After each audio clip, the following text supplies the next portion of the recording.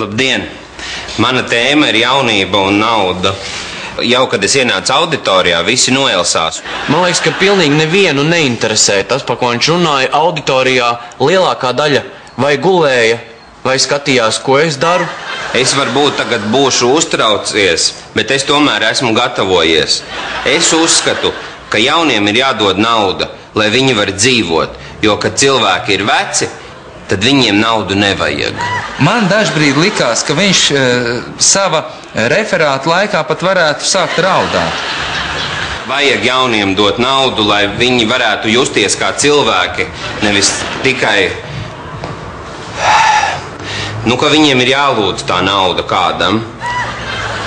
Tā, vai ir jautājumi? Man ir jautājums, vai pasaulē tā kaut kur notiek?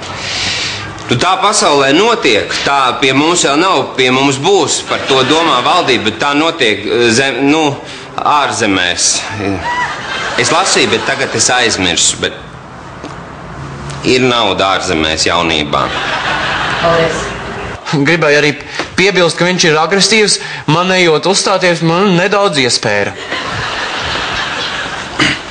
Mana tēma ir stereotipu gūstā. Manuprāt, valda uzskats ļoti nepareizs, ka vīrietim ir jābūt agresīvam, valdonīgam, kā tādam mežonīgam meža zvēram. Es domāju, ka vīrietis var būt arī maigs kā stirna, pieradināms un lutināms, pienu siltu barojams. Tas ir īsts vīrietis. Manuprāt, ir jautājumi? Jā. Kad jūs beidzamo reizi jutāties kā gūstā? Pēdējo reizi es jutos kā gūstā, dejojot ar jums. Jutos sasiets, mazs un nevarīgs.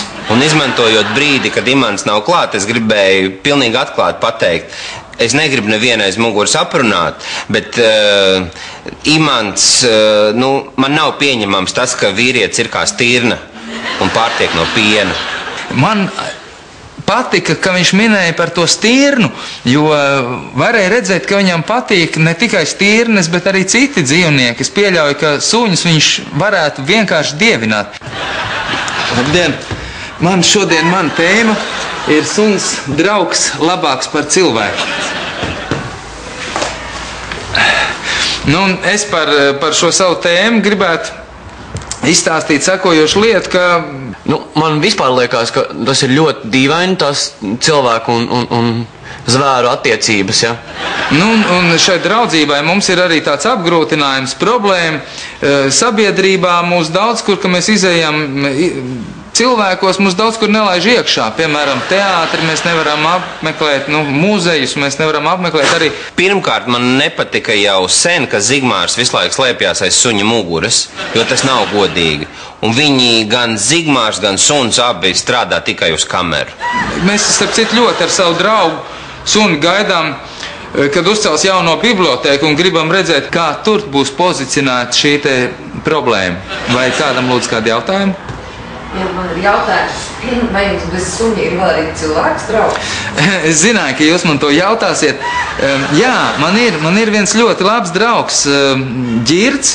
Princesei liekas, ka patika gan tēma, kur es risināju, gan arī es pats tīri labi patika, man tā liekas. Bet problēma ir tā, kāpēc es ar viņu nevaru tik daudz draudzēties kā ar savu suni, jo es viņu nevaru panest, jo viņš sver 120 kg un es vienkārši nevaru viņu panest. Un gan Zigmārs, gan Imants ļoti nekaunīgi spēlē uz kameru un ļoti to izmanto jūsu emocijas. Bet jūs nekad nesagaidīsiet, ka es raudu kameras priekšā. Es vienkārši attiešu un to izdarīšu, bet ne jau te man tas nav jādara. Es esmu atnācis uzvarēt. Nākamajā Latvijas prinča sērijā lielā izbalsošana. Dārgie prinči!